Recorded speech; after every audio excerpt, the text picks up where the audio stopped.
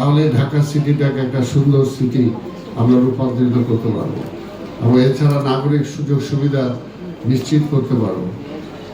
এর বাইরেও আরো অনেক কিছু আছে যেগুলো যে কোনো সময় আপনারা মনে করবেন আমার দৃষ্টিতে যদি আসে তাহলে অবশ্যই আমরা সেটা চেষ্টা করব। কারণ আমরা রাজনীতি করি মানুষের সেবার জন্য, এই দেশের জন্য যুদ্ধ করেছি, এখনো সেই স্বপ্নটা বুকের মধ্যে ধারণ করি যে কিভাবে দেশের মানুষগুলোকে ভালো রাখা যায়।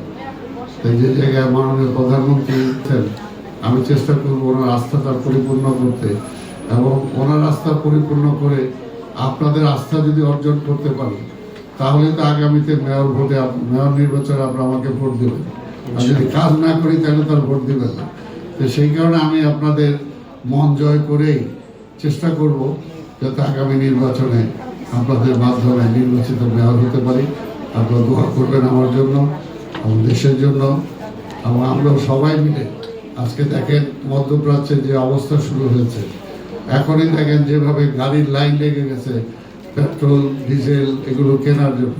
আরে ভাই, এখনো তো পুরো ক্রাইসিসে আমরা পড়ি নাই। তা আমাকে কেন একটা গাড়ির ফুল ট্যাঙ্কি যদি আপনি ভরেন কয়দিন চালাবেন? তা তো ব্যস্ত হওয়ার তো কিছু নাই। যখন হবে তখন তো সবার জন্যই হবে। কিন্তু আমরাও কিন্তু ওই ঠিক আছে আর বোধহয় বিশ্ববাজারে দাম বেড়ে যাচ্ছে, তাড়াতাড়ি 2 বস্তা চাল কিনে রাখি, 1 বস্তা ডাল কিনে রাখি। এটা দিয়ে তো সমস্যার সমাধান হবে না। আর আমরা মজুমদারদের যাদের বাজার যারা আছে তাদেরকেও বলেছি যে এখন আল্লাহর রাস্তে যাতে দাম না বাড়ায়, জনগণের নিয়মে থাকে। আর বিশ্বাস করেন এই দেশটা যদি আমরা একটা শৃঙ্খলার মধ্যে আনতে পারি, জবাবদিহিতার মধ্যে আনতে পারি, দুর্নীতিটা বন্ধ করতে পারি, তাহলে এই দেশে কোনো সমস্যা নেই। আমরা নিজেরাই সেলফ সাফিসিয়েন্ট প্রত্যেকটা সেক্টরে, কিন্তু আমরা আমাদের বেঁচে থাকার মতো অবস্থা আমাদের আছে, ভালোভাবে বেঁচে থাকার মতো অবস্থা আছে। কিন্তু দুর্নীতিটাই আমাদেরকে শেষ করে দিয়েছে। কাজে দুর্নীতি মুক্তটা হওয়াটা আমাদের খুব জরুরি। সেটার জন্য আমরা প্রশাসনে যারা আছে তারা, জনগণ বিভিন্ন স্তরে যারা আপনার বিভিন্ন জায়গায় দায়িত্বে আছে, ব্যবসায়ী আছে, কর্মজীবী আছেন, সবাইকে একটা কথা মনে রাখতে হবে যে আমাকে কবরে যেতে হবে, পরকালে আমাকে বিচার দিতে হবে। এই সময় দুদক হয়তো আমাকে পেল না, কিন্তু পরকালের দুদকের কাছ থেকে কিন্তু ছাড় নেই। এই বিষয়টা যদি আমাদের মধ্যে কাজ করে, আমাদের মনস্তাত্ত্বিক এই বিষয়টা, এবং এটার জন্য সবচেয়ে বেশি কাজ করতে পারে আমার মা বোনেরা। যদি আমার স্ত্রী আমাকে প্রলোভন না দেখায়, আমাকে যদি খারাপ দিকে টেনে না নেয়, তাহলে কিন্তু আমি ভালো থাকতে বাধ্য হব। তো সেই কারণে ঘরের মেয়েদের, ঘরের মহিলাদের কিন্তু অনেক তার উপরে নির্ভর করে পুরোটা।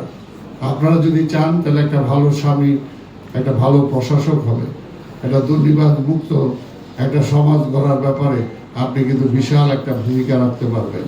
তো সেই কারণে আমি একজন নাগরিক হিসাবে, এই দেশের একজন মুক্তিযোদ্ধা হিসাবে আপনাদের কাছে আশা করি যে আমার মা বোনেরা তার সেই ভূমিকাটাই আপনারা রাখবেন। আপনার পরিবার যদি সুস্থ থাকে, আপনার পরিবার যদি মাদক মুক্ত থাকে, আপনার পরিবার যদি আজকে দুর্নীতি মুক্ত থাকে, তাহলে টোটাল সমাজটার ব্যাপারে আপনি বুক ফুলিয়ে কথা বলতে পারবেন এবং সমাজটাও কিন্তু দুর্নীতি মুক্ত তখন হবে। এখানে দুর্নীতি মুক্ত, মাদক মুক্ত একটি শহর আমরা চাই। নাগরিক সুযোগ সুবিধা, আপনাদের একজন খাদেম হিসাবে আমি আপনাদের পাশে আছি। আপনাদের দোয়া চাই, আপনাদের সহযোগিতা চাই। আমি আবার আপনাদের সবাইকে ধন্যবাদ জানিয়ে, আয়োজক যারা এবং যারা আজকে পুরস্কার গ্রহণ করলেন সবাইকে ধন্যবাদ জানিয়ে আমার বক্তব্য শেষ করছি। খোদা হাফেজ। বাংলাদেশ।